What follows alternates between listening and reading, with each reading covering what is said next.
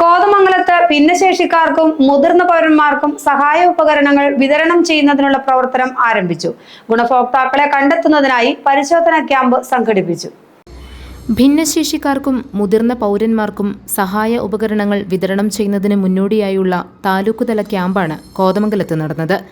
സാമൂഹ്യനീതി വകുപ്പിന്റെ സഹകരണത്തോടെ മുനിസിപ്പാലിറ്റിയുടെ നേതൃത്വത്തിൽ സംഘടിപ്പിച്ച ക്യാമ്പിൽ നിരവധി പേർ പങ്കെടുത്തു. ക്യാമ്പിന്റെ ഉദ്ഘാടനം municipal vice chairman Prince Varkey നിർവഹിച്ചു.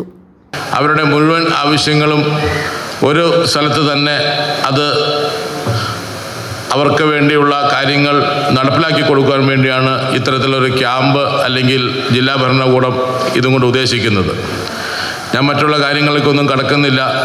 വലിയ ബുദ്ധിമുട്ടും പ്രയാസവും അനുഭവിക്കുന്ന ഒരു വിഭാഗം ആളുകളാണ് ഇത്തരത്തിലുള്ള ആളുകൾ. അവരുടെ എല്ലാവിധത്തിലുള്ള ക്ഷേമ പ്രവർത്തനങ്ങൾക്ക് ഇതുപോലെ സംസ്ഥാന ഗവൺമെൻറ്റും കേന്ദ്ര ഗവൺമെൻറ്റും പ്രാദേശിക ഭരണകൂടങ്ങളും അതോടൊപ്പം തന്നെ നമ്മുടെ നാട്ടിലേക്ക് പ്രവർത്തിക്കുന്ന മറ്റ് സന്നദ്ധ സംഘടനകളും നല്ല ഹൃദയവിശാലതയുള്ള മനുഷ്യരുമെല്ലാം ചേർന്നുകൊണ്ട് അവർ ഏറ്റെടുക്കുന്ന ഒരു സ്ഥിതിവിശേഷം ഇന്ന് നമ്മുടെ നാട്ടിലുണ്ട്.